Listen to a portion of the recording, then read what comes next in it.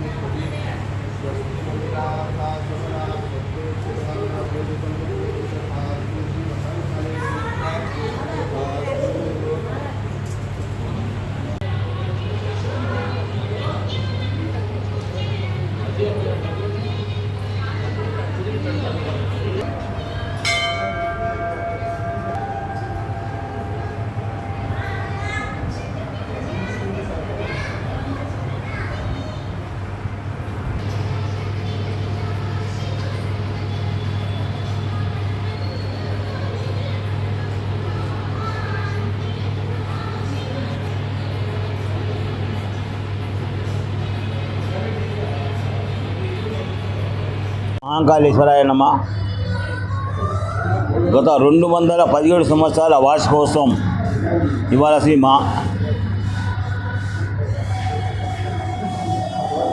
ఓం శ్రీ మాత్రే నమః. ఓం శ్రీ మహంకాళేశ్వరాయ నమః. 217 సంవత్సరాల వార్షికోత్సవాలు శ్రీ మహంకాళేశ్వర దేవాలయం మీరాలం మండిలో ఎంతో ఘనంగా జరుగుతున్నాయి. ఈ పూజలు జూలై 15 తారీఖు నాడు మహాభిషేకంతో ప్రారంభమై త్రిశతచండి 300 పారాయణ 30 హోమాలతో జరుగుతున్నాయి. అదేవిధంగా ఇవాళ అమ్మవారికి శాకంబరి అలంకరణ అంటే జగజ్జనని మా తల్లి, వర్షాలు బాగా పడాలి, పంటలు బాగా పండాలి, మేమందరం కూడా సుభిక్షంగా ఉండాలని కోరుకుంటూ అమ్మవారికి ఇవాళ శాకంబరి అంటే ఈ గడ్డ మీద ఎన్ని కూరగాయలు వండినో, ఎన్ని తిని బండారాలు వండినో అని దాంతో అమ్మవారికి పూజ చేయడం జరుగుతుంది. అదేవిధంగా శుక్రవారం నాడు మహాపూర్ణావతి బలి ప్రదానం, సాయంత్రం 7 గంటలకు శాంతి కళ్యాణం, అమ్మవారికి శాంతి కళ్యాణం జరుగుతుంది.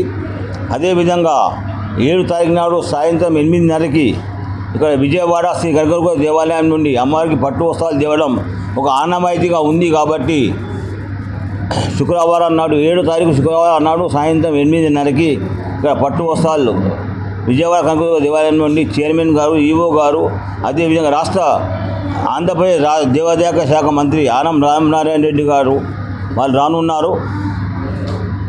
అదేవిధంగా ఆదివారం నాడు అమ్మవారికి పొద్దున్నే సాయంత్రం వరకు బోనం నైవేద్యం సమర్పణ ఉంటుంది. ఆదివారం నాడు ఉదయం 11 గంటలకి తెలంగాణ రాష్ట్ర ప్రభుత్వం చే అమ్మవారికి పట్టు వస్త్రాలు కూడా సమర్పణ జరుగుతాయి. సోమవారం నాడు మధ్యాహ్నం 12 గంటలకి మాతంగి స్వర్ణలత గారిచే భవిష్యవాణి రంగం కార్యక్రమం ఉంటుంది. సాయంత్రం 4 గంటలకి ఇక్కడ 400 మంది కళాకారు 24 శకటాలతో అమ్మవారి భారీ ఊరేగింపు ఇక్కడ నుండి ప్రారంభమై అలియాకోట్ల, సర్దార్ మహల్, చార్మినార్, గుల్జార్ హౌస్, నయాపూల్, ఢిల్లీ దర్గా కాడ పరిసమాప్తం అవుతుంది. కాబట్టి ఈ ఛానళ్ళ ద్వారా అందరూ కూడా భక్తులకు కోరడం జరుగుతుంది. మీరందరూ కూడా దేవాలయానికి విచ్చేసి అమ్మవారిని దర్శించి